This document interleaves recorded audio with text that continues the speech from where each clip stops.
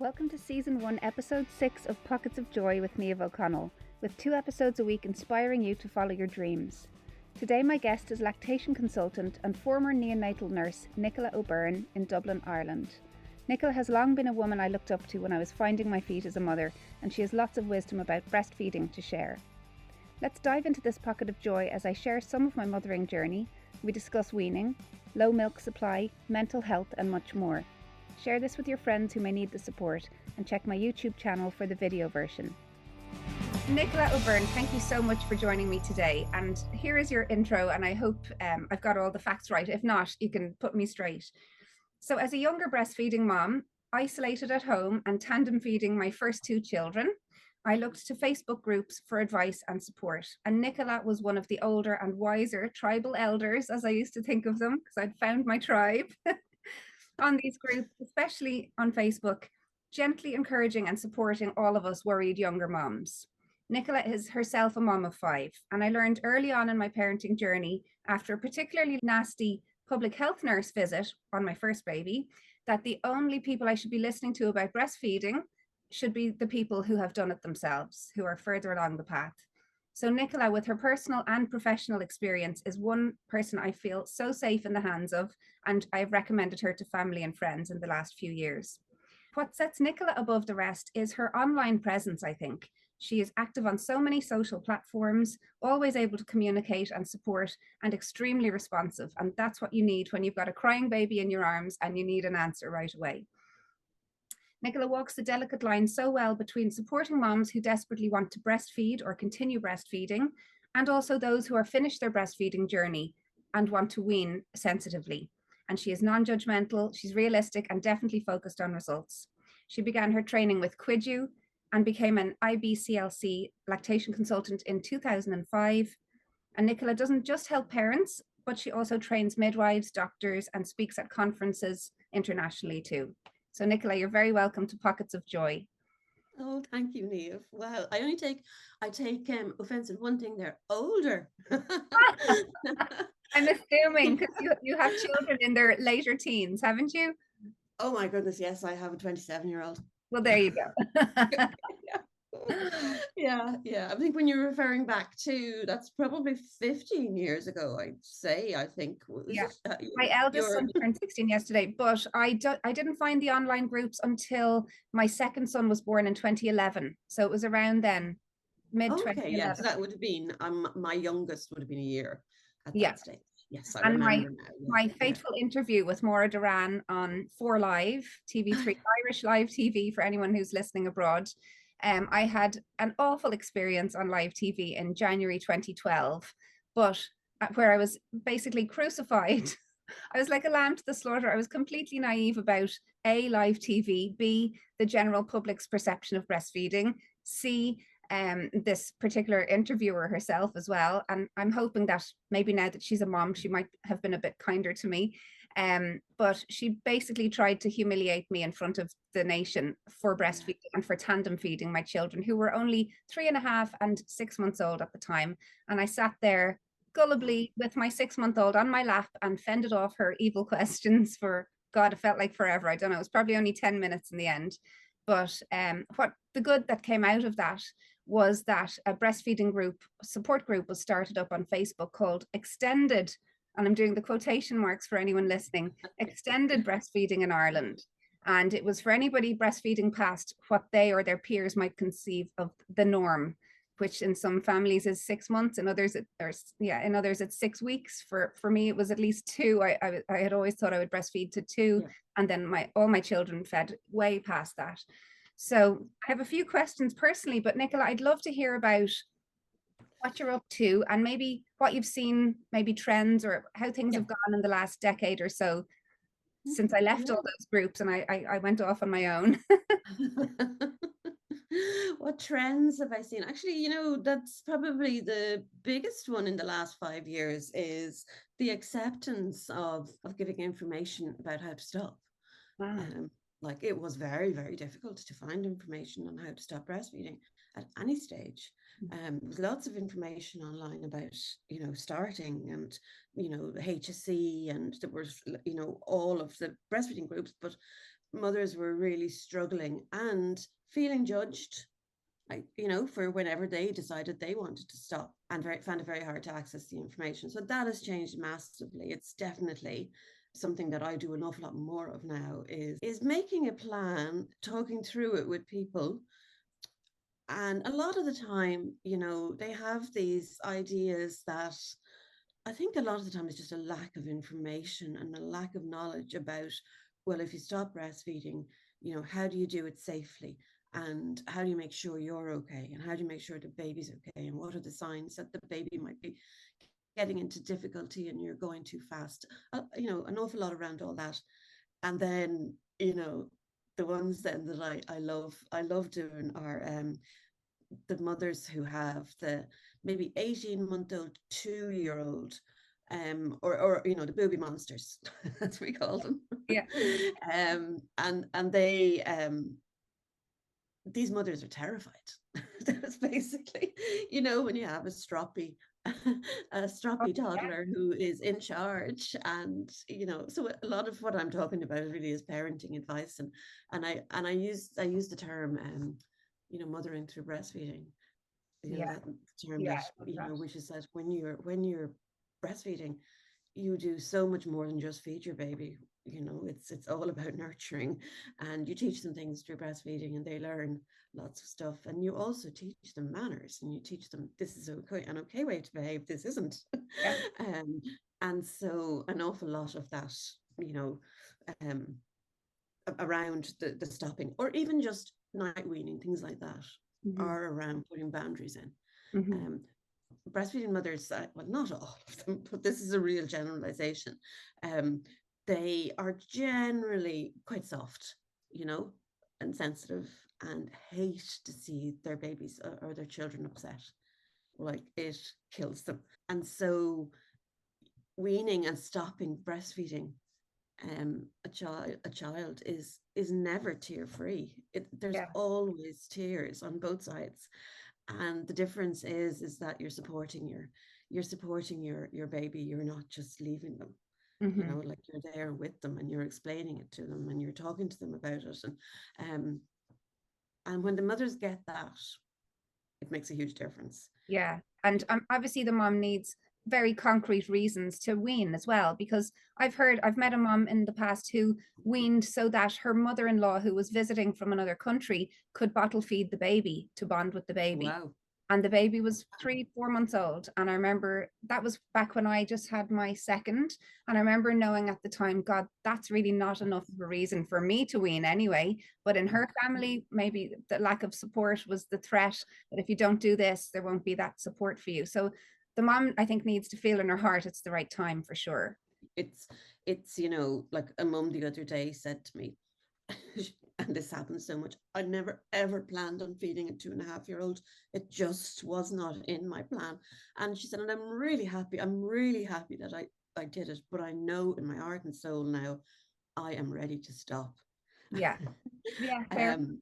And so she was feeling, I just don't know how to do it. And her partner was very much, well, that's your business. So she needed to have him on board to be able to manage some of it.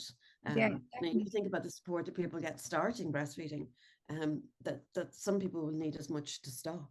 If they, I mean, obviously it'd be wonderful if everybody the babies all self-weaned, well, not babies, like kids, toddlers, decided to stop themselves. But I think probably that's one of the things that has changed an awful lot in the last 10 years, is the recognition of the mother and how she is really important in all of this. Yeah. That wasn't there. You summed me up there where you said the sensitive mom who doesn't want her children to be upset, and maybe doesn't set the boundaries she should to protect her own mental health. And I identify a bit with that, because my first 2 children, I let them self-wean, and they were well into mid-childhood when they weaned. Let's say their milk teeth were falling out, which I know is the biological kind of end term of breastfeeding. So we got to there with them. And then with my daughter, but at the same time, I tandem fed them, and then I tandem fed them through my pregnancy with my third. So I was I was nourishing 3 children at once. And I didn't know at the time that I was on the spectrum, which I discovered only just 2 years ago. And I was super touched out. I kind of fed through all these feelings of overstimulation and wanting to claw my skin off because I just couldn't stand the intense input physically of the feeding, at times, especially while I was pregnant. Especially Yes, when my milk dried up during pregnancy and they're still looking for a nighttime feed to help them go to sleep. Do you know what I mean? Yeah, I So the know. elder one naturally weaned at that time when I was pregnant with the third, but the other one kept on going for another while. And then with my third one, I was actually really upset at how the weaning ended. And this is a question I have for you today, or how she weaned. I actually caught COVID and my milk dried up completely in 2020. Oh, And it wasn't my choice to wean her, and she didn't want to stop breastfeeding. And we tried, she suckled on. It was only a nighttime feed, but it was a lovely bonding time of day because I was back to work myself. I had started the wellness clinic and I was loving that time with her, and I knew she was my last and all this. So yeah. it broke my heart that I had no milk. And I kept thinking once I recover, my milk should come back. But she was still just trying at nighttime to feed. And it was actually 6 months before I could even go for a walk. That's how hard the virus hit me. And Wow. for that 6 months, she did try and suckle every night and nothing was coming out. And she kept saying, Mommy, why can't you make milk for me? And I was like, I'm sorry, honey, I don't know. Maybe when I get my energy back. And it never came back. And that was the end of it for us. And I really feel like I should have contacted you or any other professional to go, what's going on? But in my typical dogged, I'll do this alone and I'll die on my cross, I didn't even think outside of my little sphere to go and ask for help because I kept thinking, oh, maybe tomorrow I'll be okay. Yeah, So did you see that yeah. during COVID? Did you see any lactation problems for moms who had been hit with the virus? We definitely saw, well, so when they had COVID itself, I suppose it's very much like having a really bad flu. Your body shuts down. It's not going to prioritize making milk for, Mm. the way, like when you're fully breastfeeding, exclusively breastfeeding, 25% of the energy in your body is going to your breasts. That's I more than your never brain. knew that. That explains Yeah, weight yeah, loss. I was a tiny little whippet when I was yeah. breastfeeding. for Wow. for some people, for others, it's the bane of contention that they don't lose weight. But yeah, so when you're sick, the focus is not going to be on that. And Ah, I also think that, like, when you're down to say one feed a day, you know, there's a tipping point for some people where as soon as and this is when we're talking about weaning. When I'm talking about weaning with mothers, I'll say, you don't know when your last feed is going to be. This yeah, is the people sometimes, unless they actually say, I'm doing my last feed tonight, and then I'll just hand express, yeah, yeah, and that can be really, really hard, is not yeah, knowing, definitely. not being able to pinpoint, and even worse when it's your last baby. Yes, You yeah, know, yeah. I yeah, just wasn't yeah. ready for it. But look, No, and I wasn't. I 12 was the years, same with my last, were you? Oh, Yeah, oh God, like it was a struggle to feed her coming up to the 2 year mark. She had no interest. yeah. Like I was running around after her with my boob and blaming myself. I And know you she do. was in the bed, like she had Yeah. full access. She just was not interested. Now, funnily enough, it turns out that she's neurodiverse as well. Ah, okay. Um, yeah, so I don't know whether that has anything to do with it, but she was very different to the Yeah. rest of them. Yeah. And sometimes, we find that with mothers who are having problems with milk supply, is we don't know the reason. And they're Mhm. trying everything and anything to try and increase the milk supply and stop supplements. Yeah. And it's not sometimes until a few years later that you discover the reason. Yeah. So say something like, insulin resistance would be a big one now, where that's affecting milk supply, that the Okay. mother has, glucose metabolism problems, and she doesn't discover then until she's older that she gets diabetes type 2. Ah, And sometimes it's not even the mums who are overweight, and that it can be mums that are at a perfectly normal body size, but they have a genetic disposition, and sometimes that can affect, yeah. making milk as well. Yeah. So did I see anybody with their milk supply tanked? It was funny during COVID. It wasn't funny, but during COVID, it was there was so many more mums who wanted to stay breastfeeding. for the Oh, protective effect. yeah. I mean, it was amazing the difference that happened in people. Suddenly breastfeeding was so important to way That's more so people. cool. And for anyone who's Yeah. listening who's brand new to all this and maybe trying to learn about should I or shouldn't I breastfeed, or should I support my granddaughter breastfeeding, or Mm, should I encourage her to stop for her own good? Can you yeah. reel off the health benefits for mom and baby here? So for the baby, it is obviously it's nutrition. It helps grow babies, but it's also setting up an immune system. So breast milk has so many things in it that we don't know about, but one of the main things in is that it does is it fights against disease. So it has and viruses, and it also has lower incidence of childhood leukemia, has lower incidence of respiratory tract infections, gastroenteritis. It protects against that. So I was only saying to somebody yesterday, it's not because our baby was starting in creche soon. And I was saying it's not that your baby's not going to get sick when it's exposed to all these new bugs and that it's that they'll fight it much better. Mm-hmm. So when a baby who's been breastfed gets gastro, say, they will recover within 28, 48 hours. Mm-hmm. Sorry, 24, 48 hours. Whereas the other baby might take longer because they don't have that defense. Yes. And breast And milk some, is considered a clear liquid. For anyone listening who thinks breast yes. milk is a food and maybe should be stopped if the child is vomiting, in favor of a sachet of some Oh, kind yeah, of a yeah, no. electrolyte drink, which I Mm, was actually told in a hospital once. I went into A&E with my second when he had a bump on the head, and he was obviously breastfed. He was 8 months old or something. And the triage nurse told me, now stop breastfeeding and give him this instead. And she handed me this pink drink that I was meant to give him. And I said, no, I'm sorry. We've done the virgin gut for 6 months. This child has never had anything but breast milk and my own homemade food. And I said, breast milk is a clear liquid. And she said, no, it's not. You need to give him this. And she was really insistent. And I obviously disregarded her wrong yeah. information. And I wrote in a little complaint after to the HSE website, Your Service, Your Say. And I got a week or two later, I got a lovely response saying that they had missed the ball and they would upgrade their training about breastfeeding and their staff. And I was Well delighted with that done. in, because so many times we're met with that insistence on the behalf of the uninformed medical profession, and Yeah, they don't know as much as an LC or another breastfeeding mom in some cases. I So know, I know. yeah. I'll And tell I think people are still battling the ever insistence of the advertising world, which is Oh, yeah. insinuating, even though they've got their small print, which is so worded so carefully, that this is not a replacement for breast milk, it's a follow-on milk or whatever. But I think the public have absorbed the idea that somehow the nutrition in breast milk is no longer of any use past 6 months or Yeah. whatever. And it's coming from the ads, and it's coming from, I had my own mother-in-law say to me, why don't you just put them on X brand? It's as good as Mm, breast milk. And that's the yeah. message she received from the ads. So let's talk a No, I bit mean, about it's that. brilliant marketing. It bloody is. It drives me nuts. Yeah. I know, and yeah, and my kids will look at me, and if an ad comes on the TV and they're waiting for me to explode, you Mm. know. But like I would, I talk a lot about formula every day because it's probably one of the most common questions that I'm asked is, I know you can't recommend formula, but like, can you tell me which one I should go for?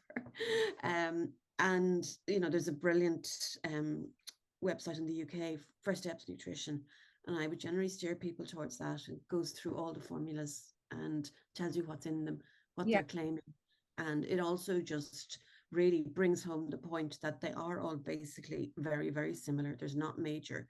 What you're paying for the more expensive ones and the ones you hear more about are the marketing and the Okay. packaging. That's fair enough.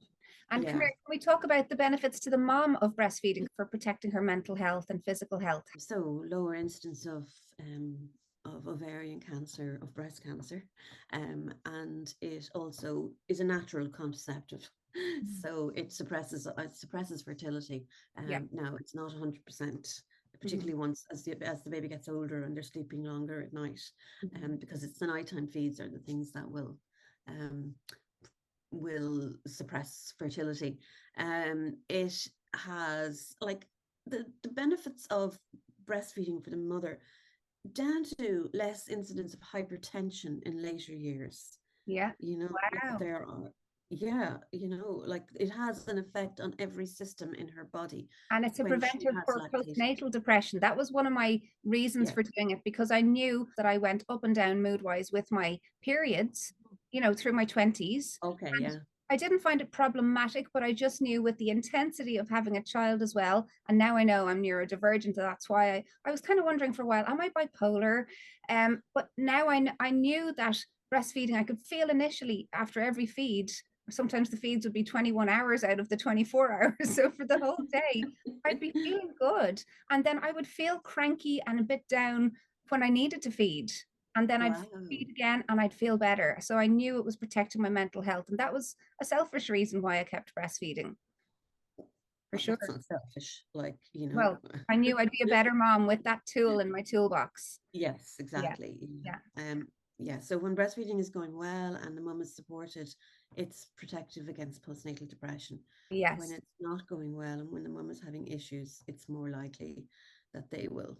Also, having a previous history, having a previous history of any mental health disorders would make you more prone to having problems. But it's not, people blame breastfeeding on everything.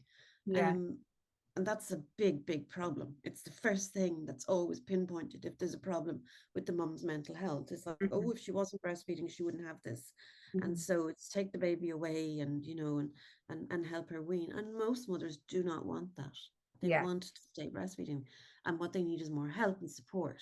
Yeah. Um, and it's funny how you talked about the online groups. And while the online groups are fantastic, they can also be a very, very cruel place. Yes, I've Um, left them in recent years because I saw the bigger that particular first group got. I mean, the first couple of years was idyllic. There was a couple of yeah, hundred of us and we knew each other and it was like a family. It really felt like everyone yeah, had your back. But as the group got bigger, I think there's 40 or 50,000 now in that group. Um, you could see there was division and there was people just trying to show they had more knowledge than you, or questioning what you were saying. And there was a lot more, I suppose that's what yeah. happens in a bigger group anyway. Well, it is, and really interesting.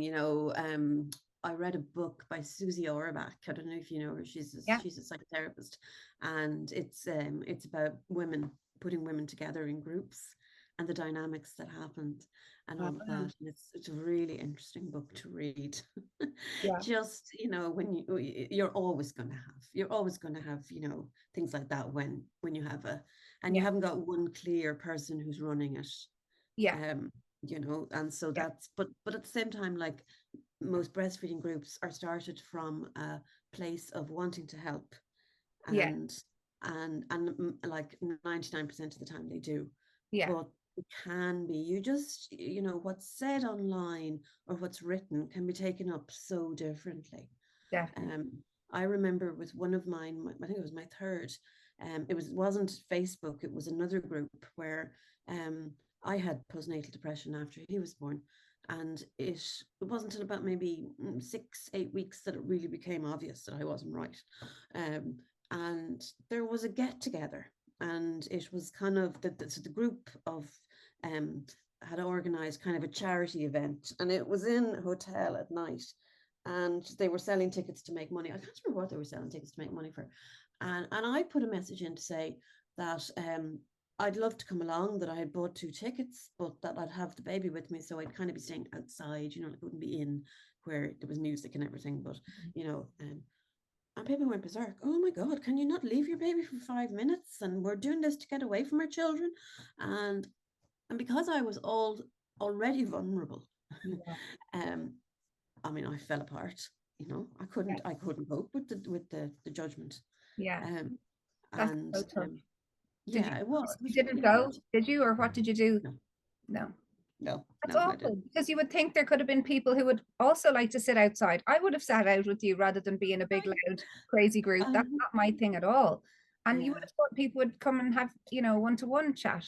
That's terrible. absolutely. Yeah, yeah. But I suppose, like, as I said, like, the people were just mean. Yeah. And because they were online, they felt like they could say something, and that they weren't going to have to defend their, Yeah. This leads but me on to actually you being an entrepreneur. Sorry, I cut you off. Go back. No, go on. No, go on.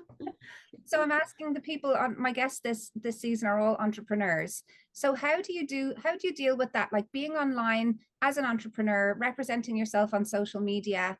Do you ever get criticism? Are you nervous posting on Instagram? Like me, I'm always waiting for someone to pick me apart because it's happened in the past.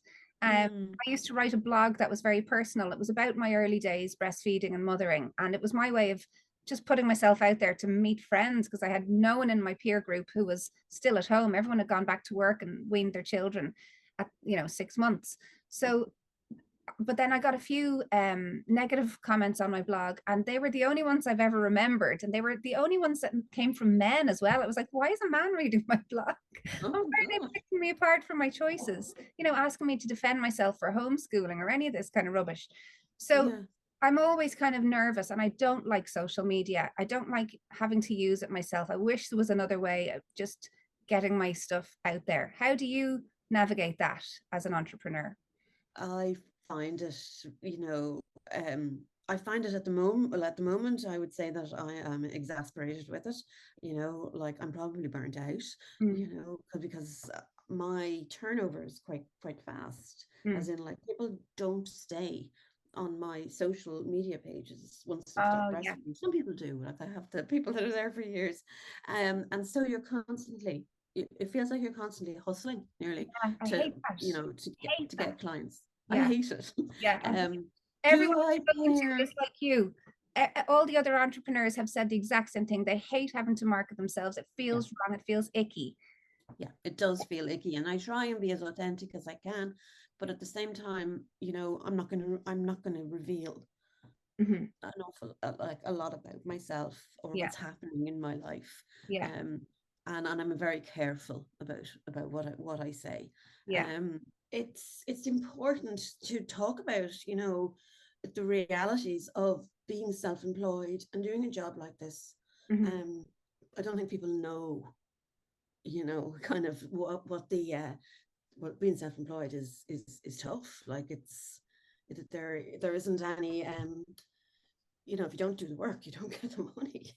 Yeah, and that's why I'm starting the podcast, because I've been sitting waiting for work to come in, chasing up old clients. No one is hiring. I don't know if it's a personal thing or if it's out there, and if it's a wellness thing, maybe funding has dropped off. I don't know. I'm trying not to take it personally, but it's been so effing hard this year for me. Yes. And as well, people are totally over online stuff. Do you think? I think they're definitely over online courses, and and also I think well, obviously the birth rate has gone down massively. Oh, I didn't even know that. Is that to do with COVID? Yeah, probably. And also I think people can't afford to have babies, like they can't have, younger people who want a house can't get a house, and they don't feel like they should go ahead and have a baby before they have a house. And and that's a major factor, like it is quiet at the moment in the hospitals. I had somebody yesterday who said that there were empty rooms, which I don't know the last time. And normally, there'll always be quieter periods throughout the year in the maternity hospitals.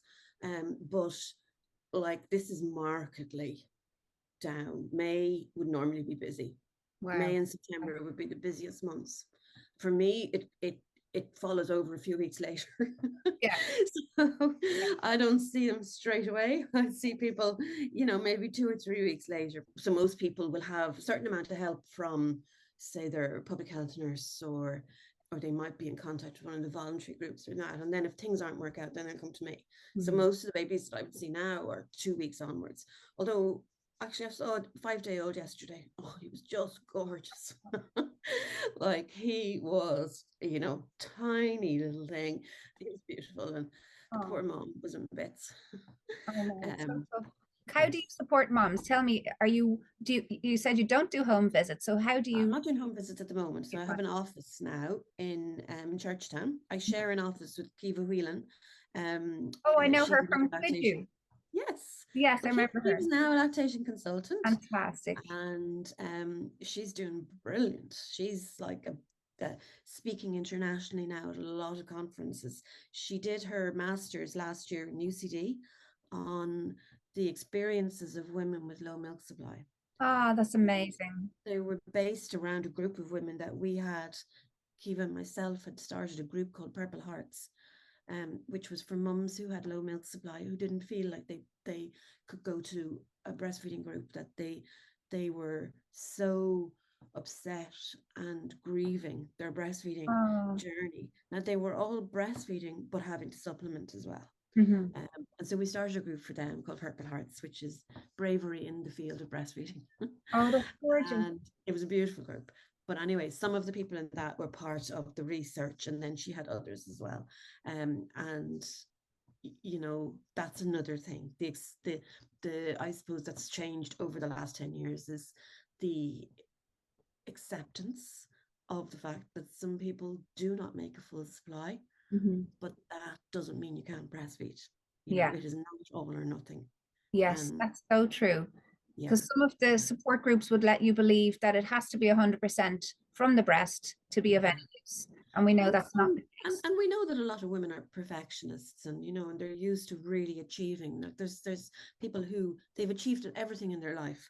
And their breastfeeding and parenting is another kind of a, you know, a hurdle. And so when that doesn't work, it really, really affects them. And, you know, what we do know is that the mental health of the mum is so important, because that's how you communicate with your child. And so that's I've lost my train of thought now. So you're based in the office with Cuidiu. And then I do online as well then. So my class and you know, I do a stopping breastfeeding class, and I also do a starting breastfeeding class. The starting one, the partners are there and it's online. And it's lovely. Do you know, like obviously there's all the information and everything, but the gold dust in these is the chats, is the Q&As afterwards. You know, is people generally have their screen off for the main part of it, but then when I've finished the presenting stuff, then they'll turn on their cameras, and it's like a mini breastfeeding support group. It's really lovely. And the stopping breastfeeding group is the same. You know, the mothers who are on will support another mother, you know, without even being asked to. That's so lovely. So so that's kind of the main work that I do at the moment, is the one-to-one office consults, and then the stopping and starting. I also do a pumping masterclass, which I started during COVID, which is basically, you know, again, another thing very hard to find was information on if you want to pump. Not everybody wants to. You don't have to do it, but there's a lot more acceptance around that now as well. Yeah, that's brilliant.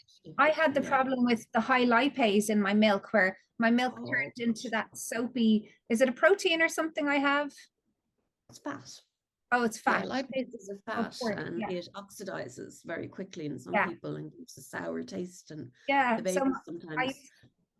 Baby rejected. I used to pump for my first son because I went back to work when he was 3 months old. So there were 3 days a week I'd be away from him for the afternoon. It was about 5 or 6 hours at a stretch, and he was exclusively breastfed at the time. It led to me weaning him onto solids at that age, 3 months, which was younger than I had wanted to, because he was refusing the bottle. So it was very tricky. Like, he continued breastfeeding, and actually I figured it out, and he started just going without a feed for that long stretch rather than taking anything else. But it was tricky. And I wonder, is that somehow related to my neurodivergence? Because I have the kind of body chemistry I'm always in the small percent that have the side effects of a medication or a pharmaceutical thing. And I wonder, is that to do with my body and brain chemistry being neurodivergent? Have you seen that, or would you ever wonder about that pattern? I don't know. I mean, chemistry. You know, again, that's something like just even in the last 5 years that neurodivergence and autism and ADHD, that mothers now will come to me and they will say, I'm autistic. And I really need a plan around breastfeeding, because I know that I have to, like, sensory wise and all of that. And I'm like in seventh heaven because, for Yeah. somebody to recognize that before they have their baby, it makes such a huge difference. Yeah, I And for wish their I had known. partner. Yeah, Yeah. definitely wish I had Yeah. known. I wouldn't So have burnt I out don't so know if you much. know Stephanie Preissner. Yeah, she's amazing. Yeah. Yeah. So Stephanie would have come to me before. Now, we did a podcast as well. So, like, it's not, I'm not divulging anything, Yeah. but she would have come to me before she had her first baby. And literally was saying, I'm autistic. I have, all of these extra things that I need to be really careful about. But I really, really want to breastfeed. That's so Um, that's yeah. an amazing insight to have at that time of your life when you're going to make yourself so vulnerable and you have to be so reactive to another being, but you're so used to keeping your world controlled to keep your Yes. sensory needs met. It's Yeah. a big change. That's The amazing. birthing world is not made for people with Yeah. sensory. That's why I had all my babies at home. I had 3 home births Yeah. planned, and I knew I would not be able to relax enough to let a baby out in hospital. I would not have been able to complete a birth Yeah. naturally in a hospital. What else did I want to ask you? Let's talk about people who chest feed. And I'm not sure of the language around this, but we have, is it trans men who may chest feed their babies? Yeah. Have you supported people in that situation? Because we're talking all about moms and we're assuming everyone is female and cisgender. Yeah. So let's I talk a little haven't about had that. anybody yet who has been chest feeding. I've definitely had an increase in mums who are inducing lactation for surrogacy, in that their Oh, baby is coming, that somebody else is carrying their baby for them. mhm. Quite a few of them, which again is wonderful. Okay. So how does that happen? Because she's going from a body that's not making any hormones for lactation. How does she induce that? So sometimes it's because they've had ovarian cancer and have had their uterus removed, but have done fertility treatment beforehand. And there's so many different reasons why people do it or why they need to do it. Some will have had so many recurrent miscarriages. I'm just thinking of the people now over the last few years. Some will have gone to the States. The surrogate person is over there. So what they do is they start taking the oral contraceptive pill. So they kind of simulate a pregnancy. Okay. As you could, yeah. And what that does is it actually makes their breast tissue grow, and they start taking Motilium. And once they start to feel the changes in their breasts, then they start to use a pump, Hand Express. And then so at a mum in the office a few weeks ago, I think her baby's due in July, and she had been taking the medications she'd never been pregnant. She'd been taking the medications for probably 5 or 6 weeks. And when we were in the office, I said, okay, well, do you want to see, like, she said, my breasts are really sore. And I said, well, do you want to see if there's anything in there? So I showed her how to Hand Express, and she was doing it herself, which was even more empowering. Like, I was demonstrating, but she was actually doing it herself. And the next thing, there was like loads of colostrum coming out. And she was floods of tears. She I'm couldn't getting shivers. believe That's it. Yeah. amazing. Because we know So her rather than baby's trying due in to, July. oh, that's fab. Because we know rather than trying to put a pump on, we know that skin to skin stimulates the milk Yeah. production. So she was Hand Yeah. Expressing and she got colostrum. That's Yeah. fantastic. I And for know. anyone listening overseas who mightn't know Motilium as a drug, how does that Oh, yeah. affect milk production?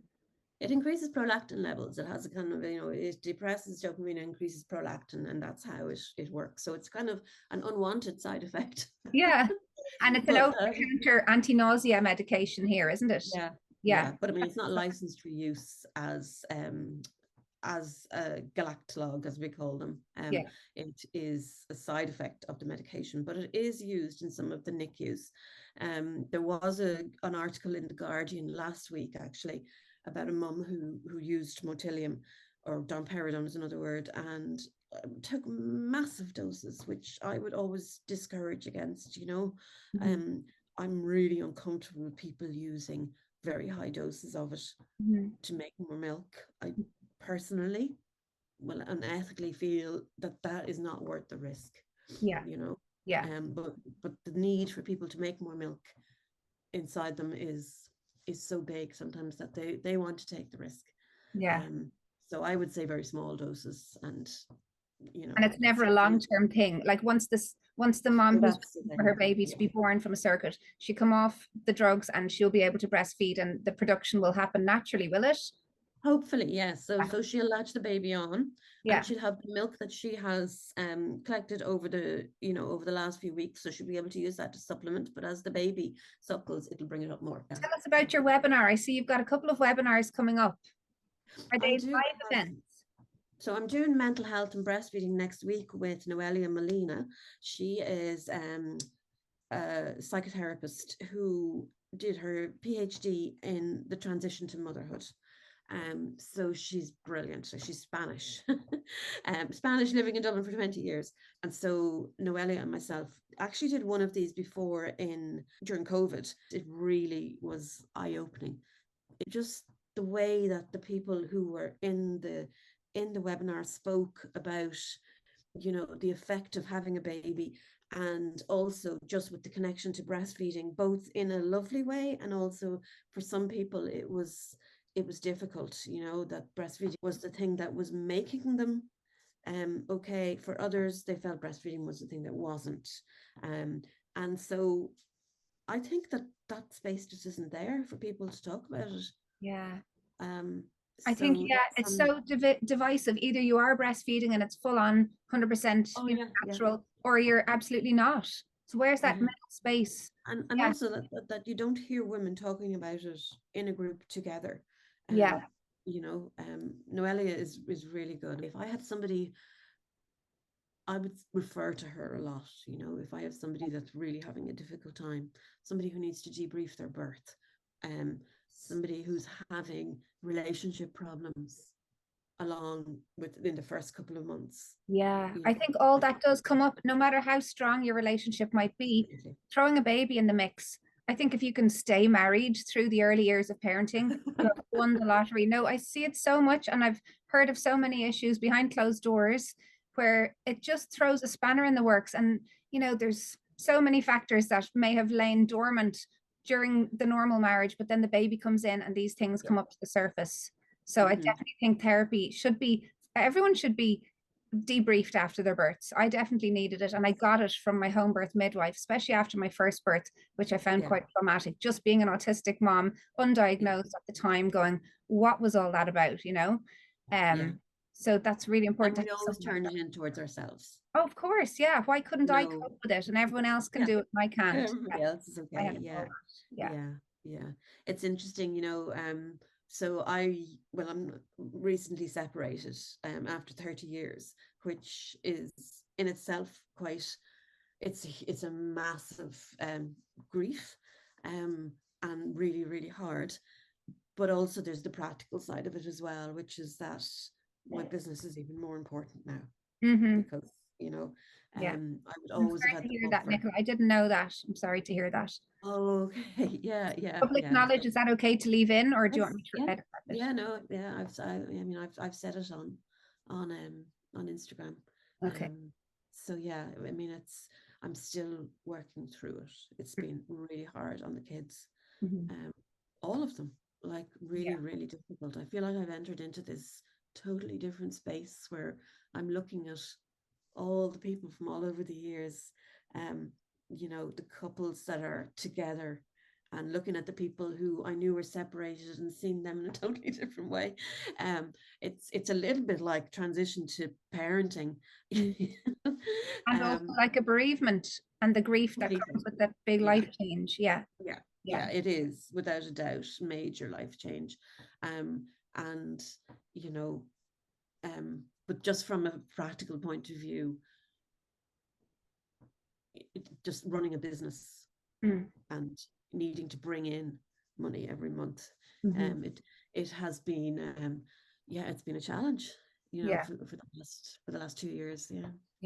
How old is your youngest child? Are they still in school? 14, is it?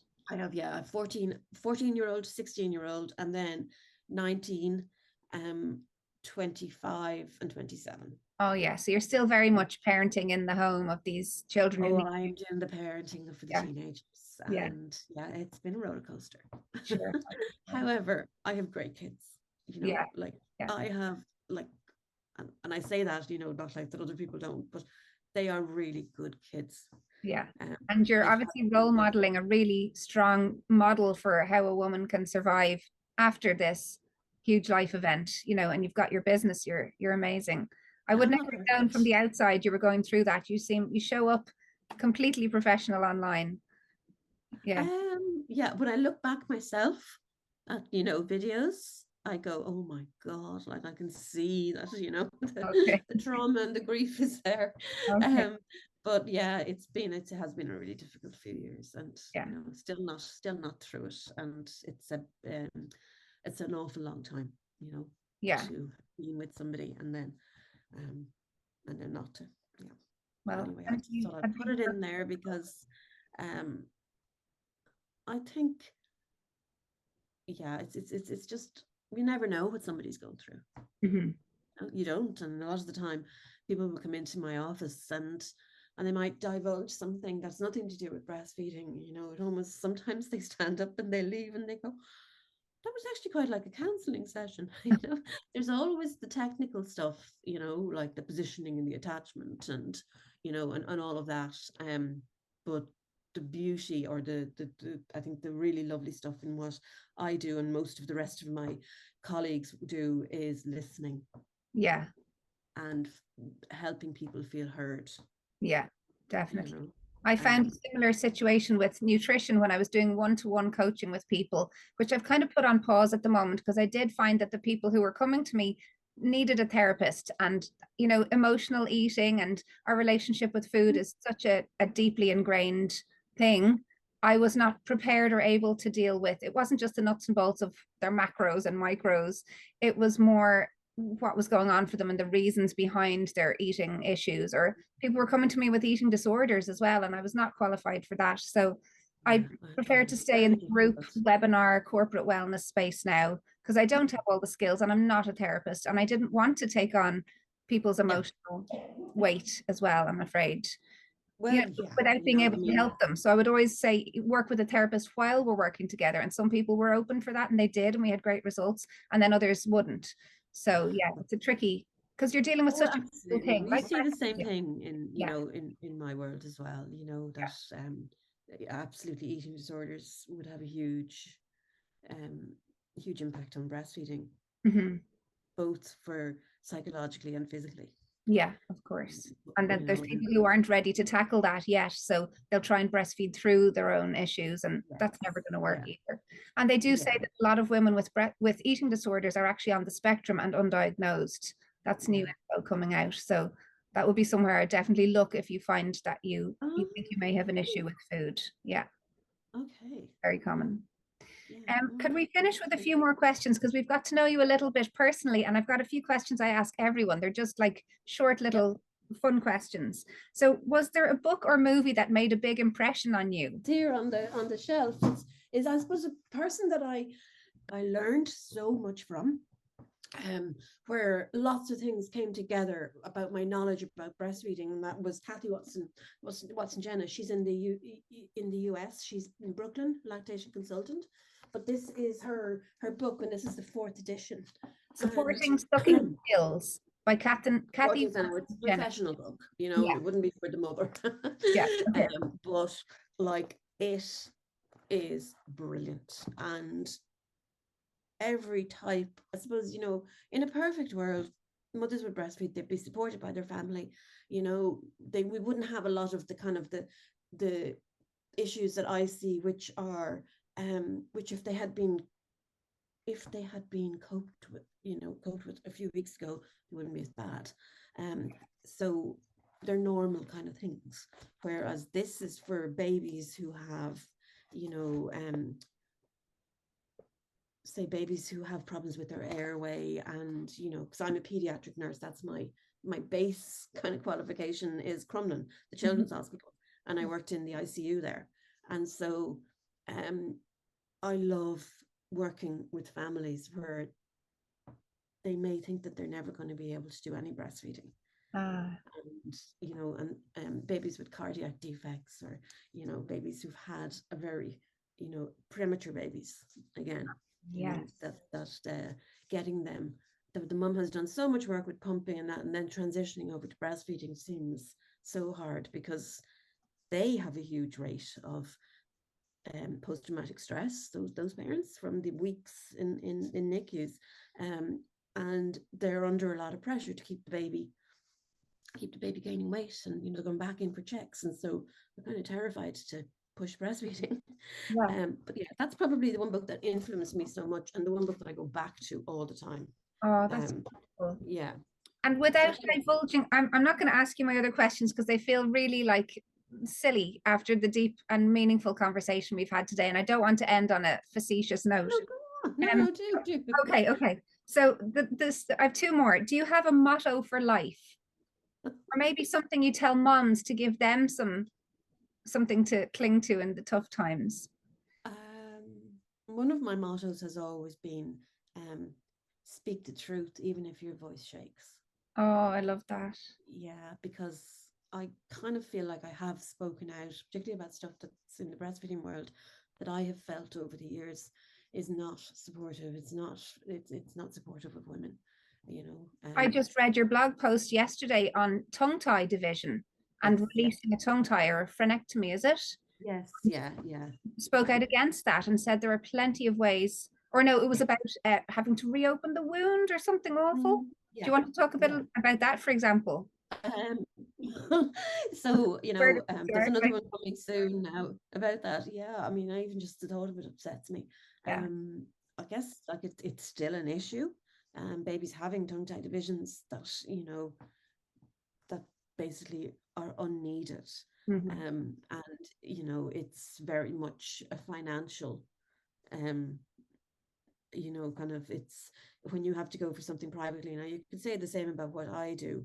There are more, as in like, because people are paying me to come and get help. But it was funny, somebody came into the office the other day and they'd seen a couple of lactation consultants, and they said to me, your last chance salon, Nicola, like if you can't fix this, we're done. And I was like, oh my God, the pressure's on.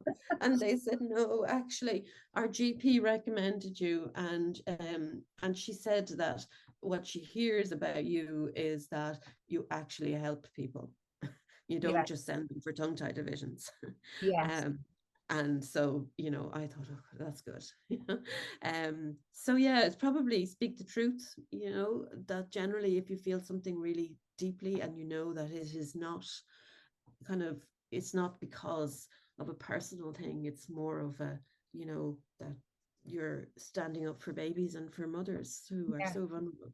Yeah, good on you. That's so important to have those voices out there who are brave enough to do it, because you're just one person and you might be dealing with a medical body, who says one other thing, and here you are saying, no, this isn't right. Good on you. Okay, final question, and then we'll wrap up. What is your idea of perfect happiness? Oh, wow. Is this personally or just? It could be anything. It could be professionally, perfect happiness when you've signed off with the client. Honestly, when I am at my happiest, when I feel this glow inside me, is when my 5 kids are sitting around and we're laughing and we're having a meal, and just when my family. Yeah, it's very much always centered around family. that is I love professionally. Nothing beats, a mother having lots of pain and leaving my office knowing how to latch the baby on without any pain and feeling confident that you can do it, because there's no good being able to do it in the office with me there. That she'd be able to do it when she goes home. And so I'll throw all the stops out to make sure that she's confident, and sending a message then the next day or the day after, go, how are you? Is everything going okay? Absolutely brilliant. All doing like that. That's my happiness too. That's perfect. That's a lovely place to end, Nicola. You really have moms' backs, and I think with your past experience in neonatal ICU, I mean, you've seen it all, and you're able to handle really any situation that comes up. So, great to have you here. And you don't just see moms in Ireland. You obviously work internationally. If anyone's in a different time zone, I'm sure you could still support them over the internet. I do. I mean, I have people in the States and Australia. Once actually I had to look up the place, Bhutan, is it? I actually had no idea where it was. That's amazing. Good on you. And Yeah, mostly Irish people who are abroad. oh yeah, yeah. Where can people find you if they want to learn more or to contact you? So my website is breastfeedingsupport.ie, and Instagram through the messaging, or also my phone is there. WhatsApp would be another way that people will contact me as well. Excellent. I'll put all your links in the notes below for anyone who's listening. And it's been so lovely to talk to you. you too, Nicola. It's been great. It's been too long since we've seen each other in real life. We'll have to meet up for a coffee soon. Thank you so much. Yeah, have the chats. Thanks a million, Niamh. Thank you. Thank you for joining us. I learned so much from Nicola, and she really inspires me as an entrepreneur too. Check out the links below to follow her online. In episode 7, I speak to creator of Strawberry Shortcake and the Care Bears, Muriel Farian in Oklahoma, about her magical characters. Did you know she gets no royalties from her work? She opens up about her childhood, her fans, and the connection we all share through her characters. Let's spread the joy by sharing this podcast. Give me 5 stars, and if you got this far, you might want to sign up for my Inner Circle email at the link below.